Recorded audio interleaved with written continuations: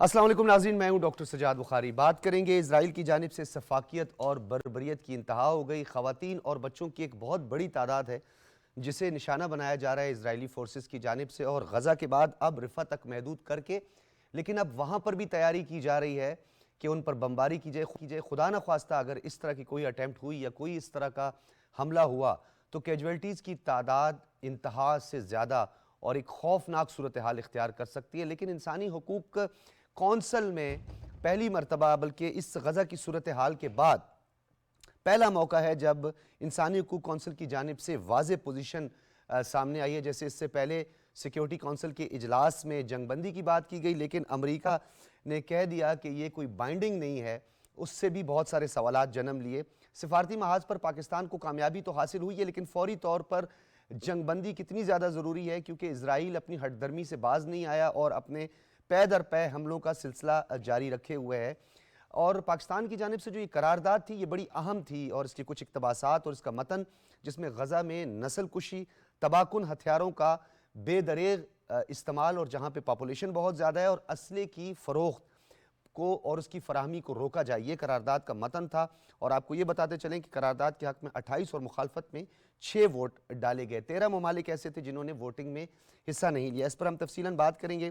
اسلام آباد اسٹوڈیوز میں ہمارے ساتھ موجود ہیں ڈاکٹر آمنہ، کسی تعارف کی محتاج نہیں ہے، بین الاقوامی امور کی ماہر ہیں۔ بہت شکریہ آپ کی تشریف آوری کا۔ ڈاکٹر ملیحہ لودھی نے بھی ہمیں جوائن کیا ہے، آپ بھی کسی تعارف کی محتاج نہیں ہیں، فارمر ایمبیسڈر ہیں۔ ڈاکٹر صاحبہ آپ کا بہت شکریہ۔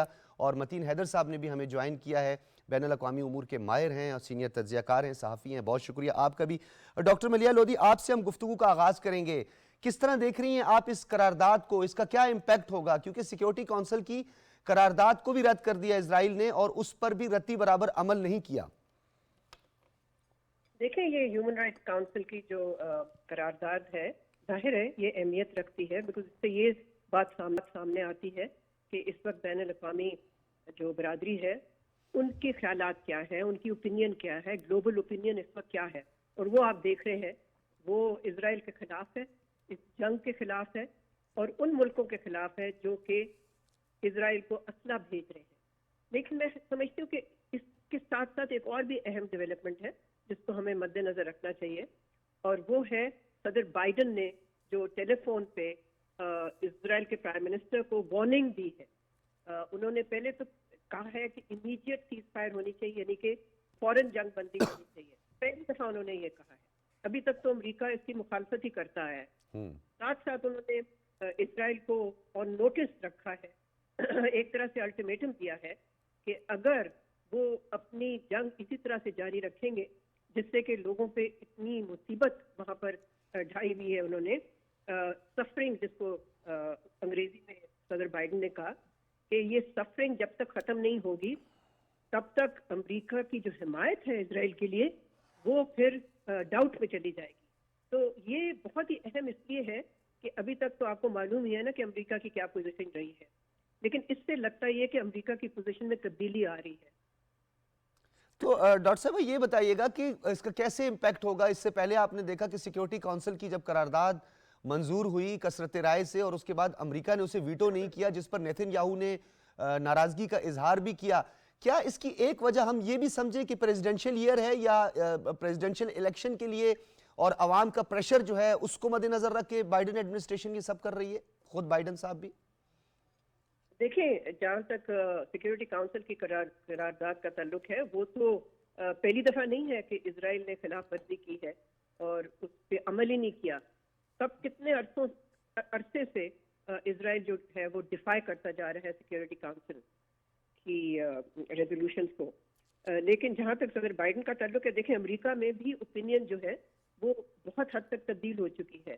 میجورٹی جو امریکنوں کی ہے، ایک گیلپ پول ہوا پچھلے ہفتے، اس میں جو بات سامنے آئی وہ یہ کہ میجورٹی جو ہے وہ اسرائیل کے خلاف ہے کہ اسرائیل جس طرح سے جنگ یہ جاری رکھی ہوئی ہے، وہ چاہتے ہیں کہ جنگ بندی ہو۔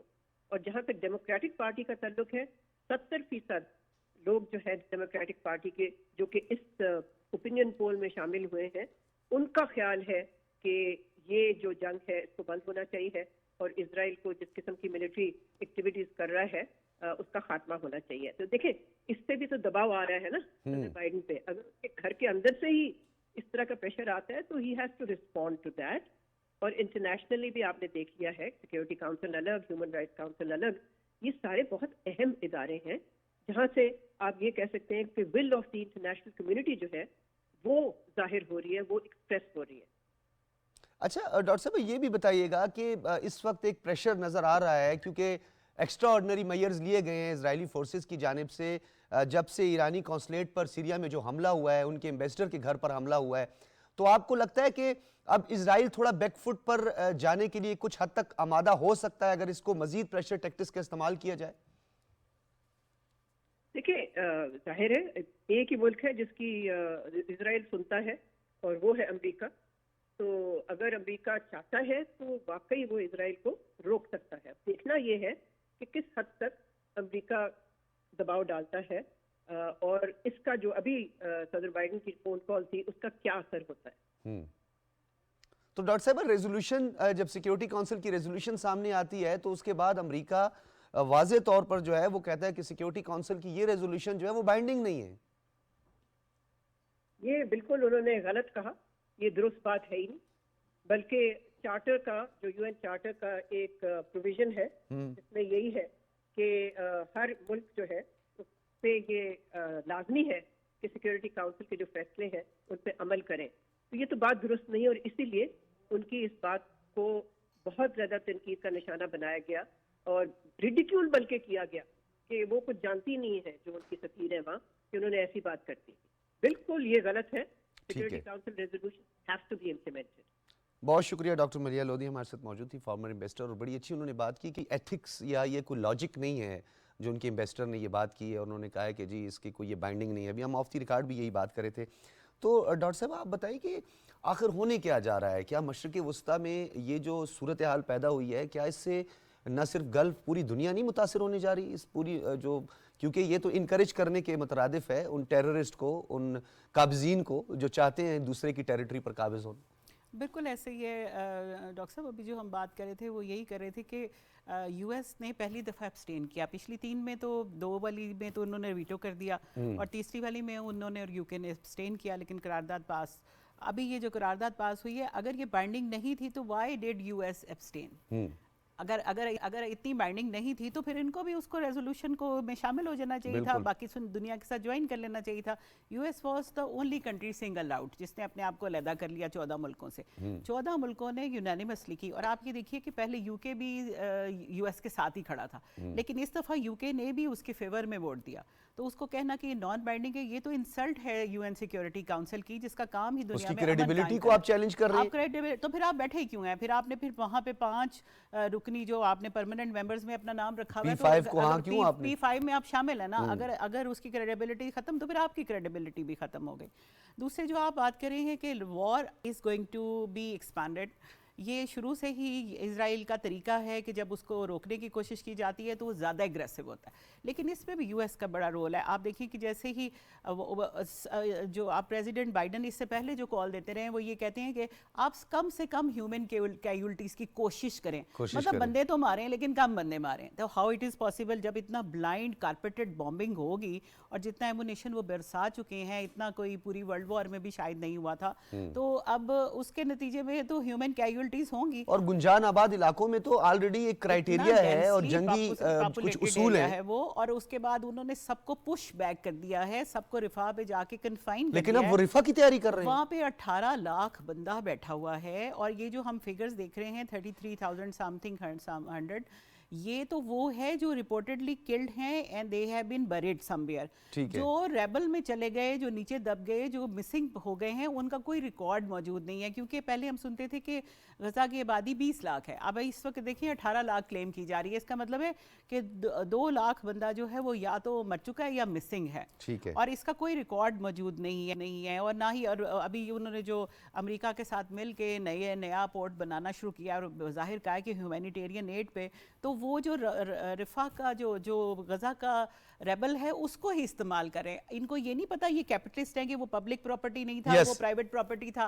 یہ کس اکاؤنٹ میں نہیں, they know very well. اور بہت سارے ایسے واقعات بھی ہوئے ہیں. میں چاہتا ہوں کہ قبلہ ایاز صاحب کو بھی خوش آمدید کہتے ہیں. بہت شکریہ اسلامی نظریاتی کونسل کے سربراہ متین حیدر صاحب. آپ سے بات کرتے پھر ہم قبلہ صاحب کی طرف بھی بڑھیں گے.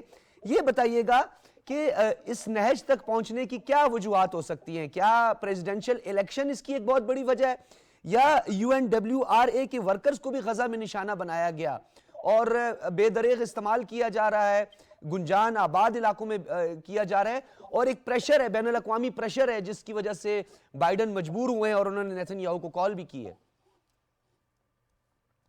جی ڈاکٹر صاحب بہت شکریہ. بسم اللہ الرحمن الرحیم. اس کی ایک بڑی وجہ تو بالکل اسرائیل کا اور اس زیونسٹ رجیم کا جو توسیع پسندانہ جو نظریہ ہے اور جو ان کے عزائم ہے وہی سامنے چیز ہے.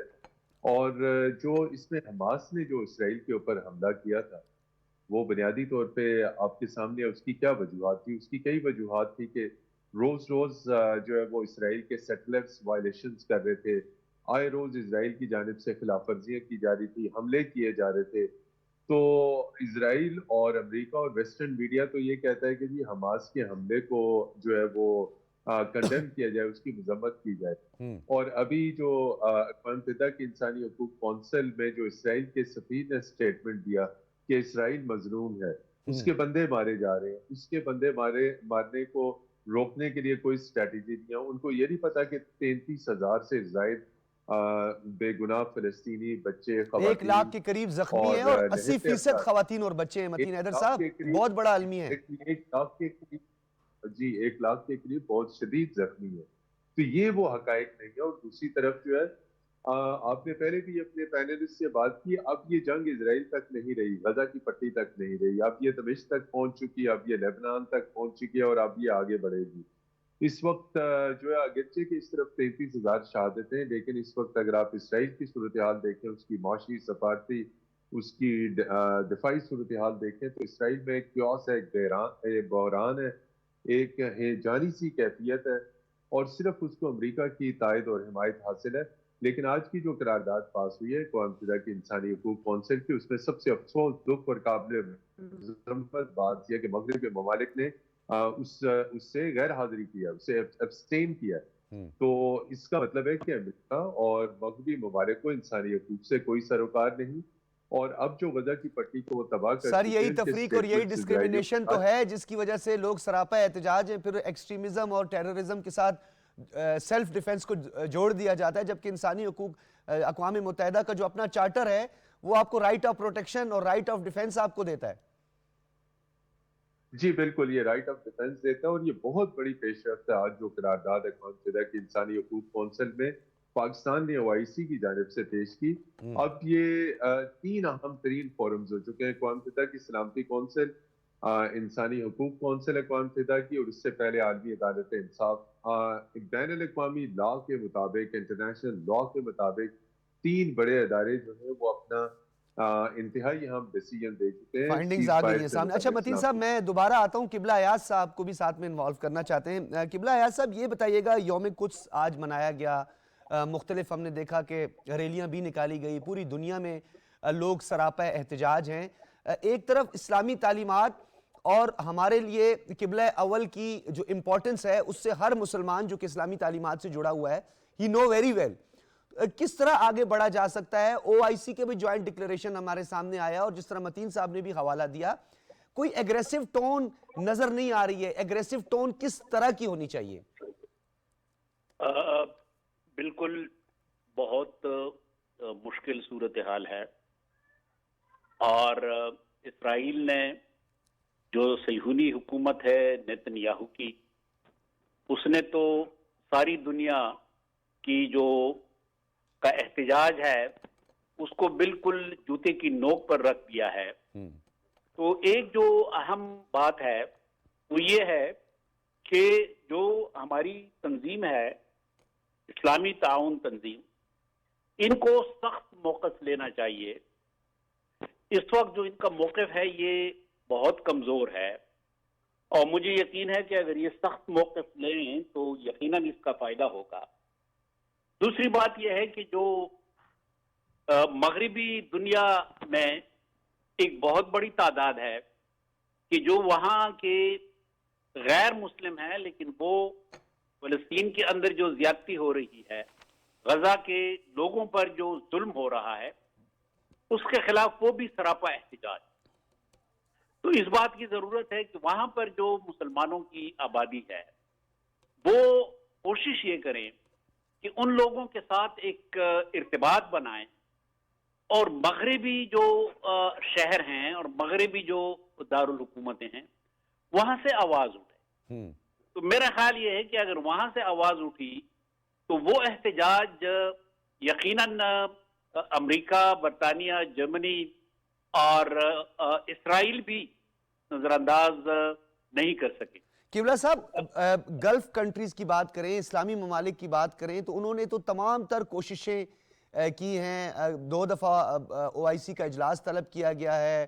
امریکی جو سفیر ہیں، سفراء، ان سے ملاقاتیں ہوئی ہیں. اس کے علاوہ اینٹونی بلنکن سے جو ہے وہ ملاقات کر کے اس پر اپنے تحفظات کا اظہار کیا گیا ہے. بلکہ آج متحدہ عرب امارات نے اپنے تعلقات منقطع کر دیے ہیں، سفارتی تعلقات بھی منقطع کر دیے ہیں. بتائیے گا کہ تھوڑا اینگل چینج کرنے کی ضرورت ہے یا آپ سمجھتے ہیں کہ مزید تھوڑا ایگریشن دکھانے کی ضرورت ہے؟ میں سمجھتا ہوں آپ نے جو لفظ استعمال کیا زاویہ تبدیل کرنا، اس بات کی ضرورت ہے. جدید دور میں جو احتجاج کے طریقے ہیں، بالخصوص مغربی جو سیاست ہے اس کے اندر، اس کو سمجھنے کی ضرورت ہے کہ کس طریقے سے وہاں سے دباؤ لایا جائے.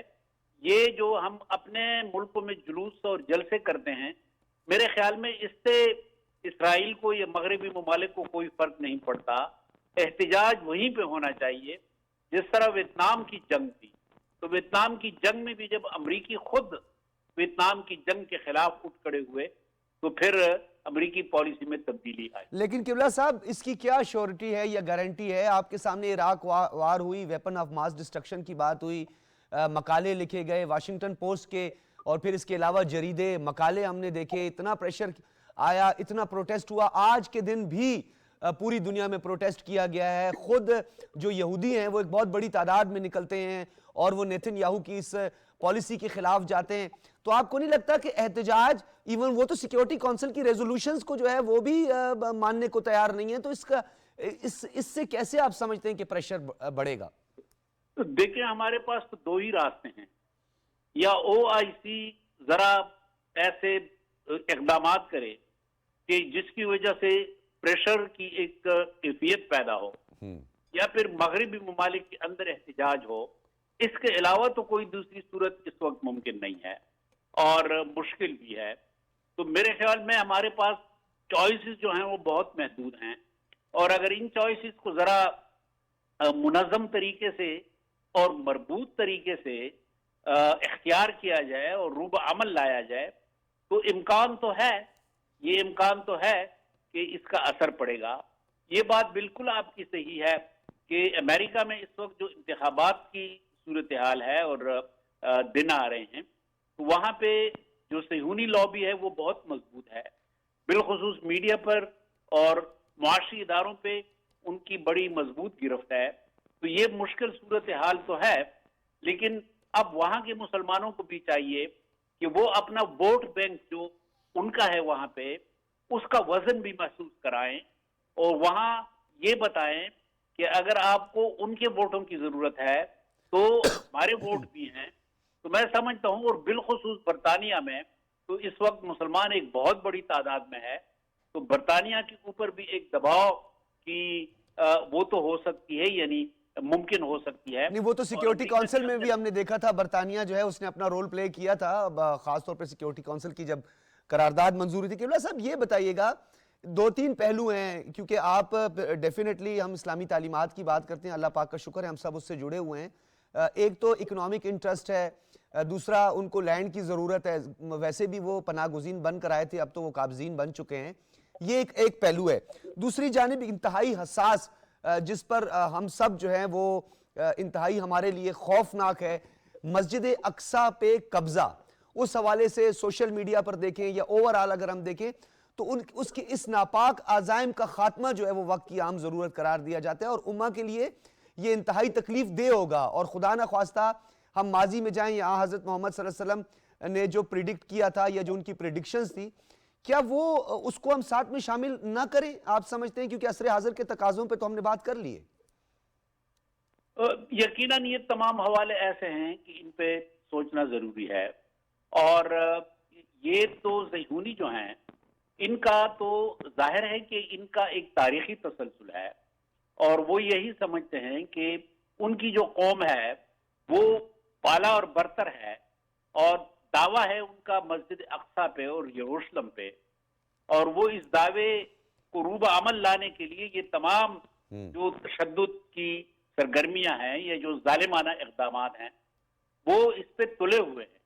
تو یہ تو اس میں کوئی شک نہیں کہ یہ صہیونیت کا ایجنڈا ہے۔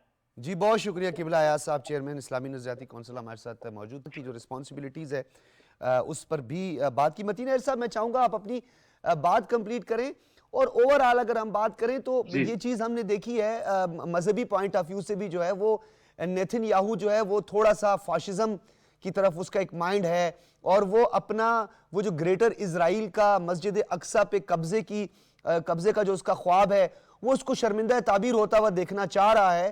تو آپ کو نہیں لگتا کہ یہ اگر خدا نہ خواستہ اس طرح کی کوئی کوشش کی گئی نہ صرف مشرق وسطیٰ بلکہ پوری دنیا اس کی لپیٹ میں آ سکتی ہے؟ کیا اس بات کا ادراک ہے طاقتور ممالک کو، ویسٹ کو؟ جی ڈاکٹر صاحب، بڑا اہم سوال آپ نے کیا اور اس کا باری باری میں جواب دوں گا۔ ایک تو فاشزم کا تھوڑا بہت نہیں، وہ پوری ایک فاشسٹ رجیم بن چکی ہے، اور وہ آلریڈی جو اسرائیل کو ہم اور اس کی فورسز کو کہتے ہیں آکوپیشن آرمی، کہ انہوں نے ان علاقوں پہ جو ہے وہ قبضہ کیا ہوا ہے۔ اور بیت المقدس کی آپ نے بات کی، یہ جو آج عالمی یوم القدس منایا جا رہا ہے، یہ اسی لیے منایا جاتا ہے کہ پوری دنیا میں اس چیز کو، اس پیغام کو ہائی لائٹ کیا جائے کہ یہ قبلہ اول جو ہے یہ مسلمانوں کا ہے، مسلمانوں کی عبادت کا ہے۔ اس کے اوپر اسرائیل نے غیر قانونی طور پہ عالمی تمام تر قوانین کی دھجیاں اڑاتے ہوئے اس کے اوپر قبضہ کیا ہوا، اور اس میں سب سے پہلا حق وہاں پہ فلسطینی مسلمانوں کا ہے، ویسٹ بینک کے مسلمانوں کا ہے، غزہ کے مسلمانوں کا ہے۔ لیکن غزہ کے مسلمانوں کی تو اس وقت جو صورتحال ہے وہ تو ناقابل بیان ہے، جس قسم پرسی کے عالم میں وہ وہاں پہ رہ رہے ہیں۔ تو یہ جو عالمی یوم القدس ہے اب یہ ایک عالمی تحریک بن چکی ہے، اور آپ نے یہ کہا کہ یہ اگر آگے اس اپنے ایکسپینشن کو، اپنے توسیع پسندانہ عزائم کو آگے کی طرف بڑھاتے ہیں، یہ نہیں بڑھیں گے، اس لیے کہ لبنان آگے موجود ہے، اس میں حزب اللہ موجود ہے، اس طرف آپ نے دیکھا شام موجود ہے، اور شام میں بھی ظاہری بات ہے شام کی خود اپنی دفاعی قوت اتنی مضبوط نہیں ہے کہ وہ اپنے آپ کو دفاع کر سکے۔ متین صاحب یہ جو رفح کے قریب جو ہے پش کرنے کی کوشش کی جا رہی ہے، کیا ان کو مجبور کیا جا رہا ہے کہ یہ ایجپٹ کا رخ کریں؟ جی بالکل، ان کو مجبور کیا جا رہا ہے، اور یہ ہیومن شیلڈ ہے، اور جب تک یہاں پہ رفح کی اس کراسنگ کے اوپر، اس رفح کی اس چھوٹے سے علاقے میں جب تک یہ غزہ کے مسلمان، یہ فلسطین وہاں پر موجود ہیں، یہ ایک ہیومن شیلڈ ہے، اور جب تک یہ موجود ہے تو یقینی طور پہ اسرائیل بار بار سوچ رہا ہے، بار بار اپنے پلان کو بدل رہا ہے، بار بار پہلے دھمکی دے رہا ہے کہ یہاں پہ اٹھا دیں گے، ہم ان کو ایلیمنیٹ کر دیں گے، لیکن آفرین ہے ان فلسطینیوں کے اوپر، ان غزہ کے مسلمانوں کے اوپر، چونکہ وہ وہاں سے ہلنے کو تیار نہیں۔ اگر اس کا ایک پہلو ہے، اگر یہ وہاں سے نکل جاتے، لاسٹ پوائنٹ، اگر یہ وہاں سے نکل جاتے تو اسرائیل کا تو غزہ کے اوپر قبضہ ہو، اسرائیل کا تو پھر اس کے اوپر قبضہ، تو یہ غزہ کے مسلمان اپنی سرزمین کو نہیں چھوڑیں گے۔ 33,000 قربانیاں انہوں نے دے دی، اور اب اس موقع پہ اگر وہ چھوڑ کے مصر کی طرف ہجرت کر جاتے تو اسرائیل کے لیے تو یہ ایک وکٹری ہوگی۔ ٹھیک ہے، یہ ممکن نہیں ہے، اس میں ایک جذباتی پہلو جو ہے اس کو بھی ہم نظر انداز نہیں کر سکتے۔ اعزاز احمد چوہدری صاحب ہمارے ساتھ موجود ہیں، کسی تعارف کے محتاج نہیں ہے، سابق سیکرٹری خارجہ۔ بہت شکریہ اعزاز احمد چوہدری صاحب۔ جی شکریہ، بہت شکریہ۔ اچھا سر، یہ بتائیے گا، بہت قریب سے دیکھ رہے ہیں یہ تمام تر صورتحال کو، اور آپ کا انالیسس جو ہے اس کا بڑا امپیکٹ ہمیشہ ہوتا ہے، اور کوشش ہماری یہ ہوتی ہے کہ آپ کو انگیج کریں اور آپ کا اوپینین لیا جائے۔ اقوام متحدہ کے انسانی حقوق کونسل کی جانب سے پاکستان کی جو قرارداد تھی کثرت رائے سے، اس کا منظور ہونا، کیا اس کا امپیکٹ ہوگا؟ سیکیورٹی کونسل کی جو ریزولوشن آئی اس کے بارے میں بھی بتائیے گا۔ پھر جو بائیڈن نے نیتن یاہو کو کال کر کے منع کیا ہے، ایک پریشر جو ہے وہ ڈیولپ ہونے جا رہا ہے، کیا آپ کو لگتا ہے کچھ امکانات ہیں بیک فٹ پہ جائے گا اسرائیل اور نیتن یاہو اپنی سرگرمی سے؟ جی کسی حد تک تو عالمی رائے عامہ کا دباؤ تو اگنور یا نظر انداز کرنا اسرائیل کے لیے ممکن نہیں ہے، لیکن اسرائیل کی جو قوت ہے اصل میں وہ تو آ رہی ہے امریکہ سے، وہ دوسرے ممالک کی تو پرواہ ہی نہیں کرتا، اور امریکہ جب تک اس کی پشت پناہی کرتا رہے گا तब तक मेरा नहीं ख्याल कि इसराइल रुकेगा। अब अमेरिका के अंदर आहिस्ता आहिस्ता रायमा तो बनी हुई है, लेकिन ना डेमोक्रेट्स की लीडरशिप ना रिपब्लिकन लीडरशिप कोई एक्शन इसराइल के खिलाफ लेने को तैयार है। और उसकी वजह यह है कि वहां की जो जूइश लॉबी है, पूरे कांग्रेस को उसने घेरा हुआ है, सारे लीवर्स ऑफ पावर को घेरा हुआ है। तो इस वजह से बावजूद इसके कि अमेरिका में बहुत ज्यादा प्रोटेस्ट हो रहे हैं, तो ये मामला मेरे ख्याल में दबाव तो पड़ रहा है, लेकिन आहिस्ता है बहुत। ठीक है। और मीनवाइल इतनी जानें जाया हो रही है। अभी मैं पढ़ रहा था सिर्फ 2 घंटे पहले कि एड वर्कर्स भी मार दिए। यानी आप सोचिए जरा कि किस कदर इंतहा का जुल्म और बेदर्दी है जिसका मुजाहरा इसराइल कर रहा है। और मैं इस बात पे ज्यादा हैरत ज्यादा हूं कि ये वो लोग हैं जो ये कहते थे कि हम पे जंग अजीम दोम और उससे पहले बहुत जुल्म किया गया, और अब ये वही जुल्म फलस्तीनियों पे ढा के अपने आप को कैसे ये डिफेंड करेंगे, और कैसे ये रात का खाना कैसे खाते हैं और ये सोते कैसे हैं जब इस किस्म का जुल्म वो करते हैं। सर मैं एजाज अहमद चौधरी साहब आपका बिल्कुल साथ दूंगा। मैं आपके जज्बात की, आपके एहसासात की और एक पेन जो हम सबको है, लेकिन अनफॉर्चुनेट मॉरलिटी यहाँ मैटर नहीं करती। यहाँ पे मॉरल ग्राउंड पे कुछ भी नहीं होता, ज़ाती मफादात होते हैं। अब प्रेसिडेंशियल इलेक्शन आ रहे हैं, कुछ मुबसरीन ऑब्जर्वर्स ये समझते हैं कि एक वजह ये भी है बाइडन की, क्योंकि अवाम का प्रेशर जो है और जो प्रोटेस्ट हो रहे हैं उसके प्रेशर की वजह से सब कुछ हो रहा है। आप इससे एग्री करते हैं? किसी हद तक जी। देखिए मैं आपको तो, अगर आप डोनाल्ड ट्रंप की स्टेटमेंट सुने इसराइल के लिए, तो वो इतनी ज्यादा यानी पुख्ता हमायत का यकीन दिलाता है कि बाइडन साहब के लिए भी बहुत जरूरी है कि वो अपना ये मौकफ इसराइल के लिए कायम रखे, लेकिन वो एक बैलेंस करने की कोशिश कर रहा है कि कम से कम जो उसके पास अब राय आमा बन रही है। आपको मैं याद दिलाता चलूं कि जब वियतनाम की जंग हो रही थी जी, तो 5 यूएस एडमिनिस्ट्रेशन आई और इतना अवामी राय आमा बनी, लेकिन वो कर नहीं रहे थे।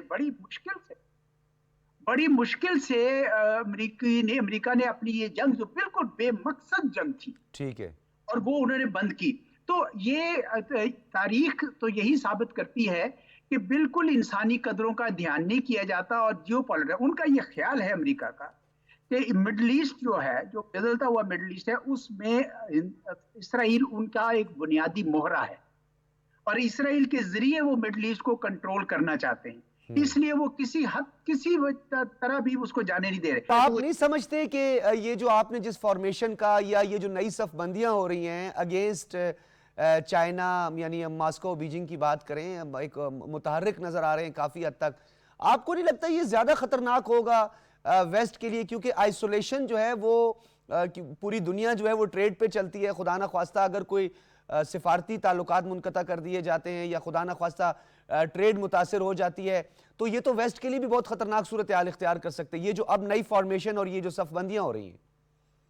जी बिल्कुल आप सही कह रहे हैं, लेकिन आपको ये याद होगा कि चंद महीने पहले अक्टूबर में जब हमास का अटैक हुआ और ये सारा सिलसिला हुआ, तो उससे पहले बड़े गर्मजोशी से ये India middle east Europe corridor की बात हो रही है, जिसमें इसराइल की पोर्ट हैफा से जाना था सारा सामान।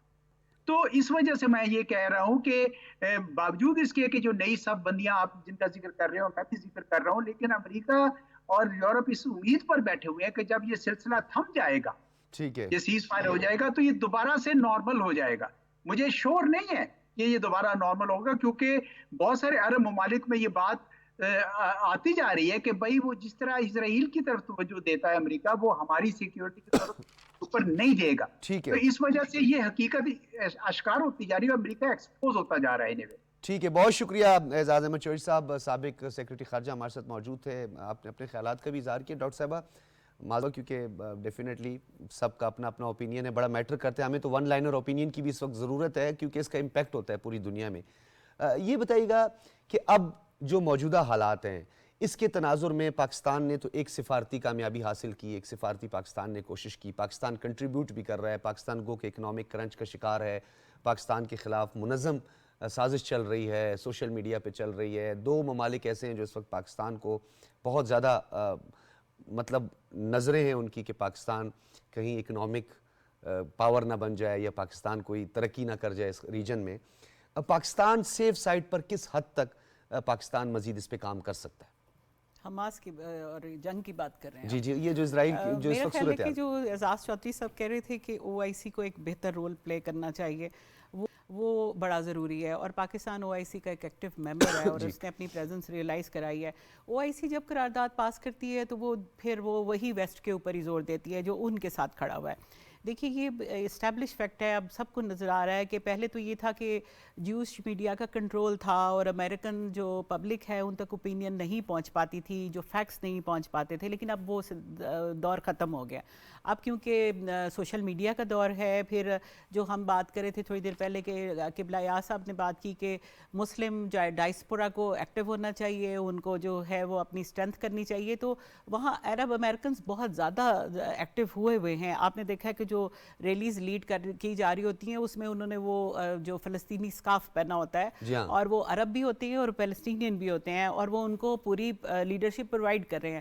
تو اس سے زیادہ بھی لوگ اس پہ جانے کو تیار ہیں, لیکن ہمیں واقعی ہی جو اعزاز چودھری صاحب نے ایک پوائنٹ آؤٹ کیا کہ ٹرمپ کی طرف سے بھی جو متوقع صدر ہیں نئے, ان کی طرف سے بھی کوئی ایک پازیٹیو سچویشن نہیں نظر آتی. جس وقت اپنے دور میں وہ تھے تو ہی was actually instrumental in signing Abraham Accord, ان کی وجہ سے ہی یہ ہوا تھا. اور دوسری جو آپ بات کر رہے ہیں کہ امریکہ بے شک یہ کہہ رہا ہے, لیکن جس دن یہ سیز فائر کی ریزولوشن پاس ہوئی ہے امریکہ نے 2 اقدامات کیے. ایک تو انہوں نے کہا کہ یہ بائنڈنگ نہیں ہے, تو انہوں نے اسرائیل کو بیل آؤٹ کر دیا کہ آپ کے اوپر کوئی ضروری نہیں ہے, ہم آپ کے ساتھ کھڑے ہیں, اس کے اوپر عمل درآمد کرنا. دوسرے ساتھ ہی انہوں نے وہ 2000 سب سے بڑے جو بم ہیں ان کی شپمنٹ کر دی, اور 35 طیارے بھی جو ہائیسٹ بیسٹ کوالٹی کے ہیں وہ ان کے لیے سینکشن کر دیے. جو آسٹریلیا ہے اس کی پارلیمنٹ میں باقاعدہ ہنگامہ ہوا ہے اپر ہاؤس میں کہ ہم کیوں ان کو مرڈرر کو جو آرم سیل کر رہے ہیں.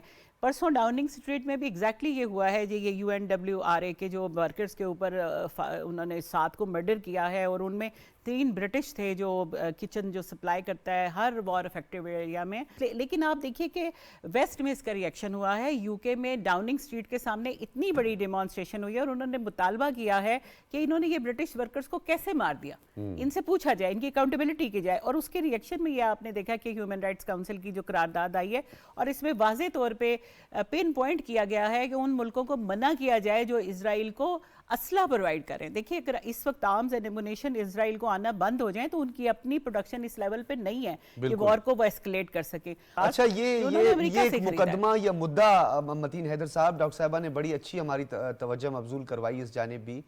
پوری دنیا جہاں کلائمیٹ چینج, ٹیررزم, ایکسٹریمزم کا خاتمہ, سو کالڈ میں اس لیے کہوں گا کہ اس میں تفریق ہے نا, وہ ٹیررزم یہاں پہ ٹیررزم ہے, وہاں پہ سیلف ڈیفenس بھی ہے, وہ نفسیاتی مریض بھی ان کو قرار دے دیا جاتا ہے, یہاں بدقسمتی سے وہ ٹیررزم ہوتا ہے.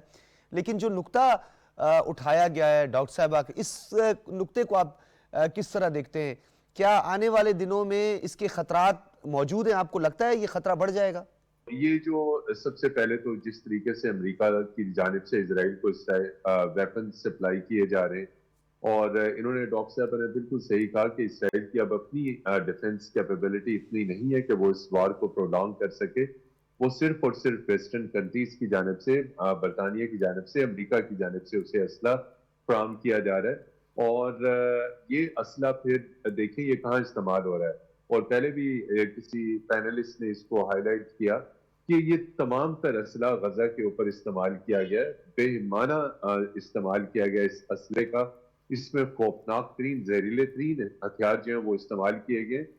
لیکن اب اس کو آگے کی طرف دیکھتے ہیں, اس کا وے فارورڈ کیا ہے. وے فارورڈ جب تک مسلمان ممالک آپس میں یونائٹڈ نہیں ہو جاتے, جب تک مسلمان ممالک, جس طرح UAE نے ایک اہم پیش رفت کی ہے, UAE کی جانب سے جو تعلقات میں جو تعطل کرنے کا, اسے معطل کرنے کا, یہ بڑا خوش آئند ہے, یہ بڑا خوش. اچھا متین صاحب مجھے ایک بات یہاں بتائیے گا, کیونکہ میں کنکلوڈ کرنے جا رہا ہوں.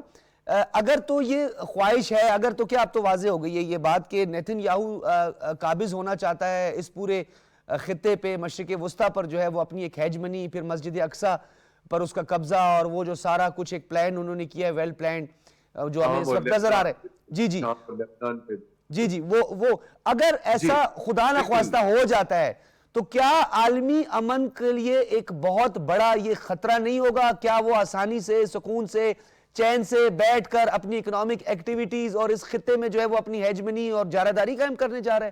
کیا یہ ممکن ہے؟ اس کا ادراک نہیں ہے دنیا کو؟ اس کا ادراک دنیا کو ہے، لیکن یہ ممکن نہیں ہے اس وقت. جس طرح پہلے یہ بات ہوئی ہے کہ اسرائیل کی اپنی اس وقت جو ڈیفنس کیپیبلٹی ہے وہ شٹر ہو چکی ہے، اس کو امریکہ کی تائید اور حمایت حاصل ہے.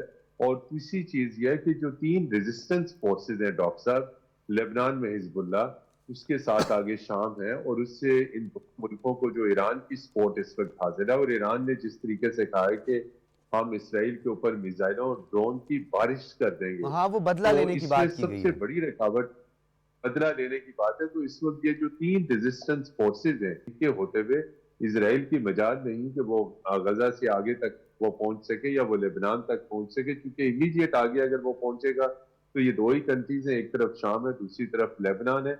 اس لیے اس کا بڑھنے کا پروگرام ہے، آپ کا بالکل سوال اور اس میں نکتہ، لیکن اسرائیل آگے بڑھے گا نہیں. یہ حزب اللہ شدید مزاحمت کرے گی، ایران کی جانب سے شدید مزاحمت کی جائے گی، وہ ڈر میں، وہ ایک خوف میں، وہ ایک ہیجانی کیفیت میں. تو اسرائیل کا آگے جو ایکسپینشن کا منصوبہ ہے، وہ آگے تک اس کا بڑھنے کا وہ منصوبہ ہے، لیکن وہ آگے نہیں بڑھ سکے گا. مزاحمتی قوتیں، آپ نے یمن کا ذکر نہیں کیا، یمن ایک الگ سے قوت ہے، اس نے پوری دنیا کو للکارا ہوا ہے فلسطینیوں کی حمایت میں. اس نے اگرچہ کے وسائل کے اعتبار سے ایک کمزور ملک ہے، لیکن ان کی ول، ڈٹرمنیشن اور ان کی سپورٹ نے پوری دنیا کو حیران و ششدر کر دیا، اور پوری دنیا کا نظام انہوں نے وہاں پہ پیرالائز کر دیا بالکل، کہ وہاں سے کوئی شپ جو اسرائیل کے لیے جا رہا ہے اسے وہ حملہ کر دے. تو یہ جو مزاحمتی قوتیں ہیں، ایلیمنٹس ہیں، یہ اسرائیل کے توسیع پسندانہ عزائم میں بہت بڑی رکاوٹ ہے، یہ نہیں ہونے دیں. ٹھیک ہے ڈاکٹر صاحبہ، کیونکہ جو متین صاحب بھی بات کر رہے تھے کہ یہ اتنا آسان نہیں ہوگا، اب وہ پریشر اتنا ڈیولپ ہو گیا ہے کہ ایک طرف تو وہ جو جنگی مجرم ایک عالمی عدالت انصاف میں اس کا مقدمہ، ایک اور مقدمے کی تیاری بھی اطلاعات موصول ہو رہی ہیں کہ وہ بھی ہونے جا رہی. کیا واقعی ہم اس بات پر یقین کر لیں کہ اب حالات ایسے پیدا ہو گئے ہیں نیتن یاہو کے لیے اور اسرائیل کے لیے کہ اب وہ راہ فرار یا بیک فٹ پر جانے کی کوئی کوشش کر رہا ہے ود دا ہیلپ آف اس کے اپنے جو الائز ہیں US وغیرہ، یہ ان سب سے مل کے؟ ڈاکٹر سجاد، میں بالکل اس کو ایسے نہیں سمجھتی کہ جو اسرائیل کی پالیسی ہے وہ شروع سے اوفینس رہی ہے، اور ان کے خیال میں offence is the best defence. اور آپ دیکھیں کہ ابھی جب وہ غزہ میں ڈیفیٹ ہو رہے تھے، یعنی ابھی تک وہ اپنے ریکور نہیں کر سکے، وہ جس کو ہاسٹیج کے لیے انہوں نے جنگ لانچ کی تھی وہ بھی ان کے پاس ہیں. تو اسرائیل کے لیے اتنا آسان نہیں ہے، وہ ان 20 لاکھ فلسطینیوں کے عزم سے نہیں لڑ سکتا. تو پھر اب وہ اس جنگ کو کہاں پہ روکے گا؟ اس لیے روکنے کے بجائے انہوں نے اوفینس پہ چلے گئے. آپ دیکھیے کہ ایران کو چھیڑنا کوئی مذاق نہیں تھا نا، کیونکہ ایران ہمیشہ سے ایک بڑی اسٹرانگ فورس رہی ہے، اور ان کی جو آئیڈیالوجی، جو کمٹمنٹ ہے، وہ کم از کم اپنی ذات کے لیے تو ہے نا. باقی نیتن جو ہے وہ ایک فاشسٹ سوچ والا بندہ ہے، وہ تو ان چیزوں کا نہیں سوچتا، کیونکہ جو نقصان، ناقابل تلافی نقصان اس نے یہودی کو اور اپنے اسرائیلیوں کو جو پہنچایا ہے، اس میں تو آپ دیکھیں نا، ان کی جو اپنے فورسز کے لوگ ہیں وہ آ کر احتجاج کر رہے ہیں، ریزائن دے رہے ہیں. یہ صرف سمبولک چیزیں ہیں. کل پرسوں میں ایک ٹیسٹیمنی پڑھی تھی، ایک جو اسرائیلی ہی US میں گئے ہوئے تھے، اور وہ ایک تھنک ٹینک کے سامنے ٹیسٹیمنی میں گئے تھے، اور وہ یہ کہہ رہے تھے کہ اگر اس وقت امریکہ ہماری حمایت کر رہا ہے تو یہ ہمارے ساتھ دشمنی کر رہا ہے. اور ساتھ انہوں نے یہ بات کی کہ اسرائیل میں جو لبرلز ہیں اور جو کنزرویٹو ہیں وہ فلسطینیوں کو ختم کرنے کے معاملے میں ایک ہی ہیں. وہ ان کے درمیان لبرل اور کنزرویٹو کا کوئی فرق نہیں ہے. اسرائیل کہیں پہ بھی کمپرومائز کرنے کو تیار نہیں ہے، اور امریکہ اس کو پورا سپورٹ کر رہا ہے. جو آپ نے دیکھا ہے جو ڈپلومیسی اچھا، آپ کو نہیں لگتا کہ کچھ رائٹسٹ اس طرح کے موجود ہیں، دے نو ویری ویل کہ نیتن یاہو کیا کرنا چاہ رہا ہے، اس کے عزائم کیا ہیں، اور یہ اگر مذہبی پوائنٹ آف ویو سے بھی دیکھیں تو انہیں اس بات کا تو ادراک ہے. اگر تو وہ جو ان کے پولیٹکس ہے، یہ جیو پولیٹکس ہے، اس میں تو اس چیز کی کوئی گنجائش نہیں ہے. لیکن ایک بہت بڑا طبقہ جو رائٹسٹ ہے وہ تو اس بات کو سمجھتے ہیں کہ نیتن یاہو کے کیا عزائم ہیں. یہاں پہ ہمیں تھوڑا سا ڈیفرنس کرنا پڑے گا نا یہودی اور صہیونی کے درمیان. یہی میں کہہ رہا ہوں. جو یہودی ہیں وہ تو دنیا بھر میں ڈسون کر چکے ہیں. آپ نے دیکھا ہے کہ لندن میں بڑی بڑی ریلیز وہ کہتے ہیں کہ ہمارے نام پہ قتل نہ کرو.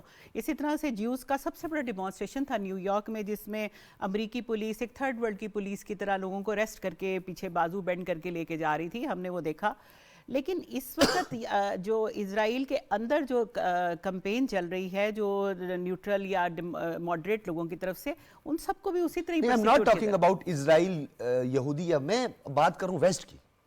देखिए वेस्ट में White supremacists भी इसके लिए सोच रहे हैं। वेस्ट में तो ये आइडेंटिफिकेशन मौजूद है, लेकिन मसला ये है कि यहूदियों का इकोनॉमी पे इतना ज़्यादा कंट्रोल है कि जो पहला जहाज़ आया था जिन्होंने फ़लस्तीन पे कब्जा किया था वो 60 यहूदी थे जो कि उस ज़माने के बिलियनियर थे। ठीक है। और इस वक्त तो जो सारी इलेक्शन कैंपेन्स हैं उनके स्पॉन्सर्स इसके बहुत सारे पहलू हैं, इस पे तफसीलन बात हो सकती है। जी, वंस अगेन बहुत शुक्रिया डॉक्टर आमना महमूद साहब, आप तशरीफ लाई। मतीन हैदर साहब, आपका बहुत बहुत शुक्रिया आपकी कीमती राय का। एजाज अहमद चौधरी साहब और डॉक्टर मरिया लोधी साहब हमारे साथ मौजूद थी। किबला अयाज साहब, आपका भी बहुत बहुत शुक्रिया। तमाम हजरात का बहुत शुक्रिया। फीडबैक जरूर दीजिएगा। इजाजत दीजिए, अल्लाह हाफिज़।